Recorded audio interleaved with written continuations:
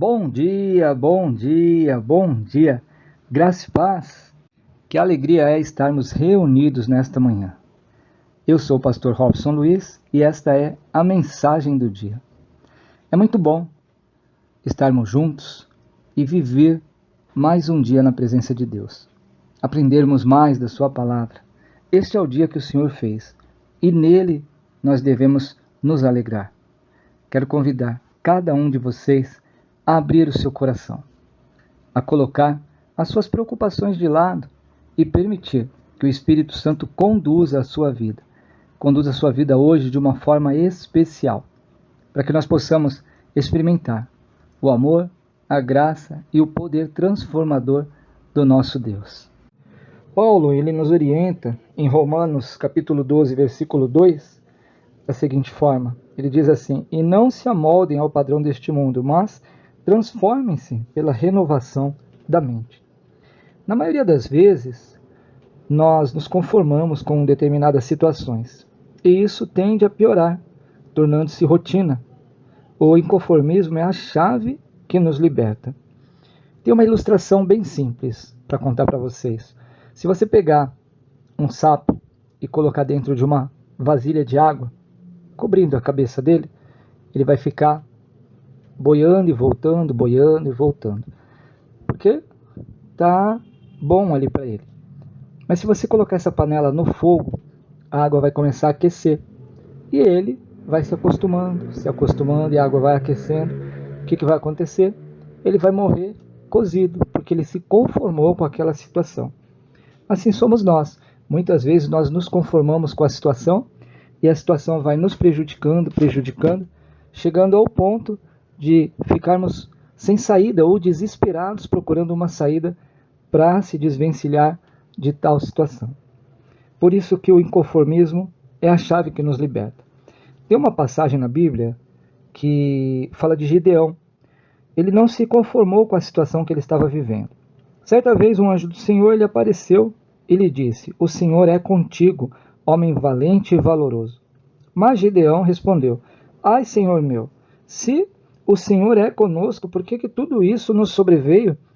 Eles estavam passando uma escassez e os outros povos vinham para roubar eles, e toda vez que eles estavam plantando, colhendo, eles vinham e roubavam todos os mantimentos. Tanto é que nessa situação que o anjo aparece, Gideão, ele está malhando o trigo no lagar. O lagar é um lugar onde a gente coloca as uvas e vai pisando para fazer o suco, Como é um tanque grande, você fica escondido dentro dele pisando as uvas, E ele estava fazendo isso com o trigo. Ele estava quebrando, malhando o trigo ali para que os inimigos não vissem que ele estava ali trabalhando, preparando o seu sustento. Então ele estava se escondendo, E, continuando a história de Gideão, ele continua a questionar o anjo sobre toda aquela situação que o povo enfrentava por causa dos midianitas, Os midianitas vinham e sempre roubavam e levavam os animais, e levavam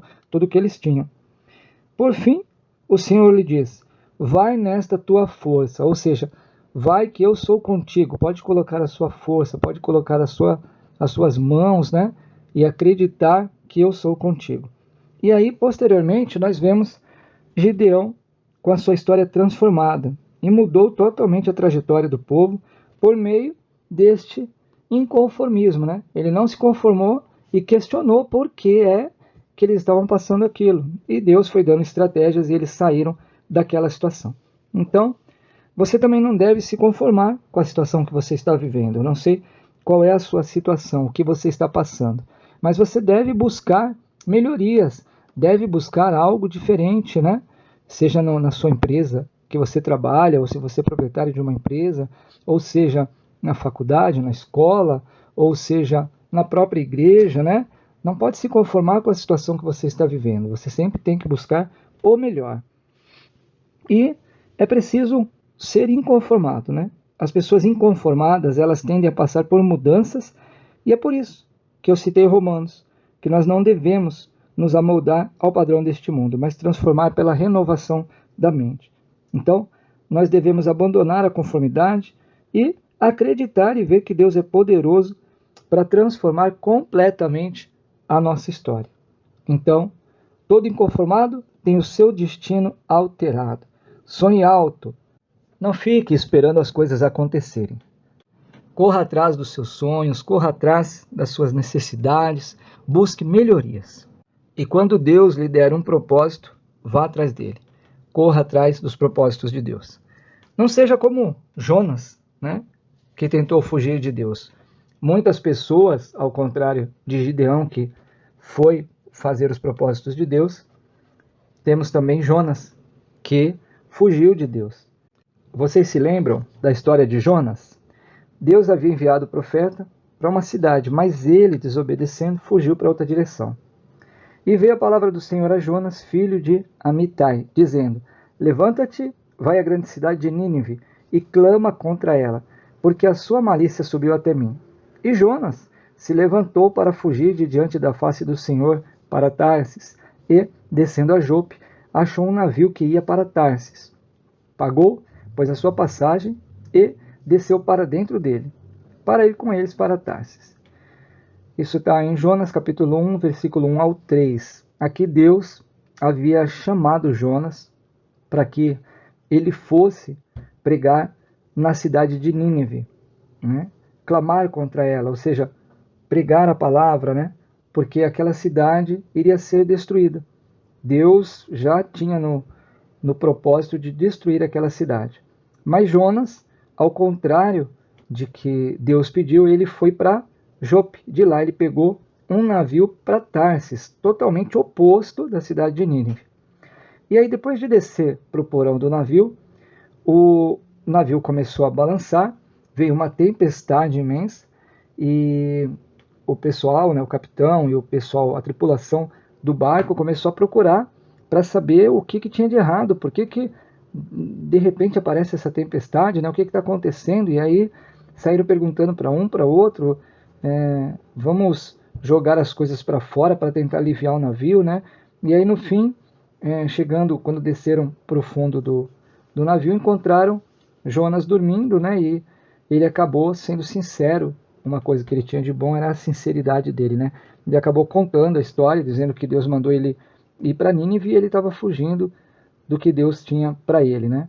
E aí eles pediram perdão para Deus, porque iam lançar Jonas no mar, e lançaram ele no mar e acabou a tempestade. Nesse momento, sem querer, Jonas acaba convertendo o barco inteiro, porque todos eles passaram a acreditar no Deus de Jonas, né? E o que aconteceu? Jonas acabou engolido por um peixe grande, né? Alguns dizem uma baleia, e o peixe levou ele até a cidade de Jope. E de lá ele teve que fazer a caminhada até Nínive, aonde ele começou a pregar e falar para todos aqueles moradores de lá, da cidade, que Deus iria acabar com aquela cidade.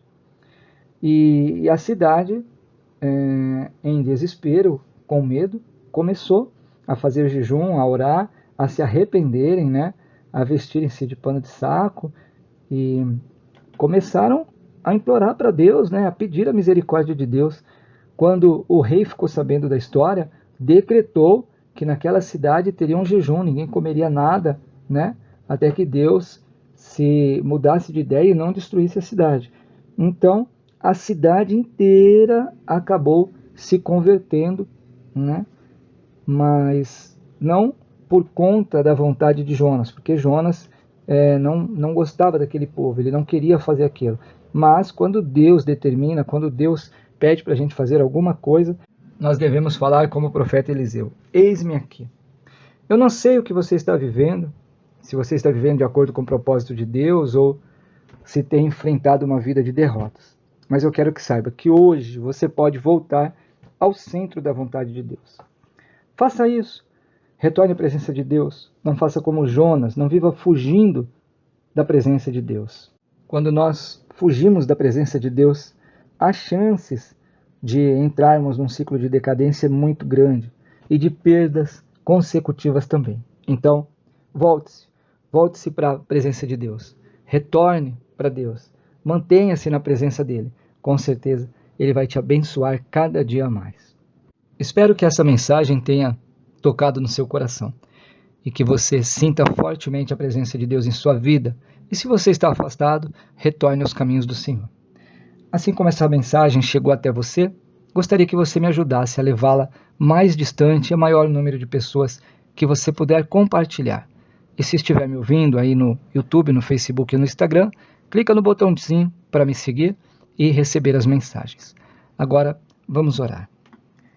Curve a sua cabeça, feche os seus olhos, dedique-se alguns minutos a falar com Deus.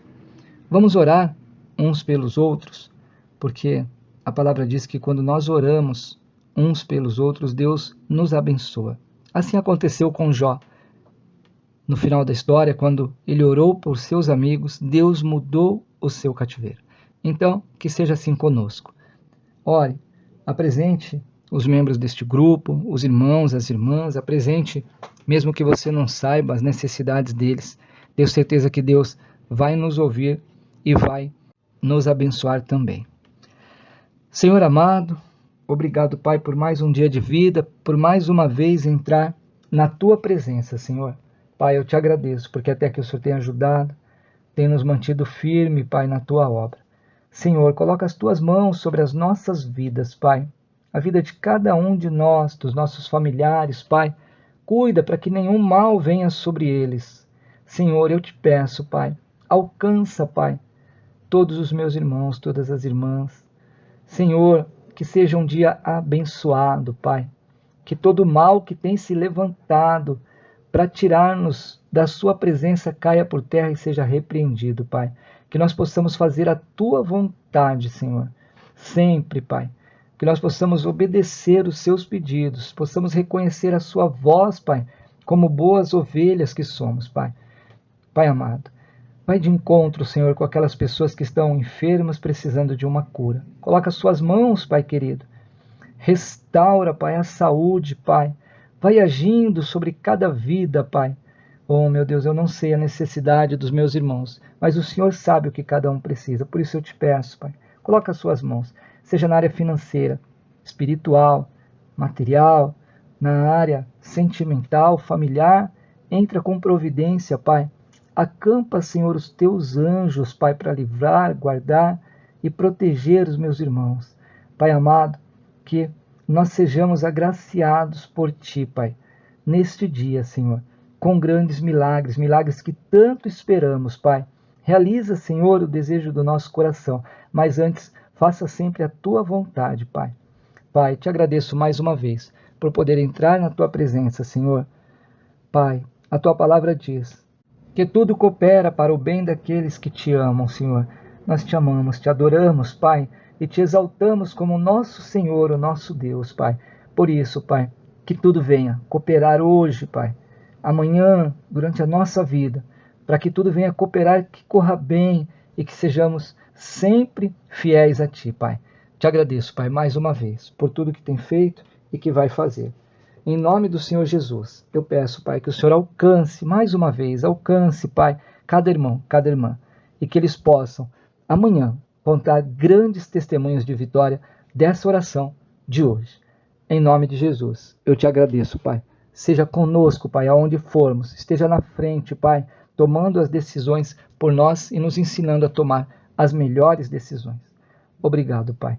Em nome de Jesus, eu te agradeço mais uma vez. Amém, amém e amém.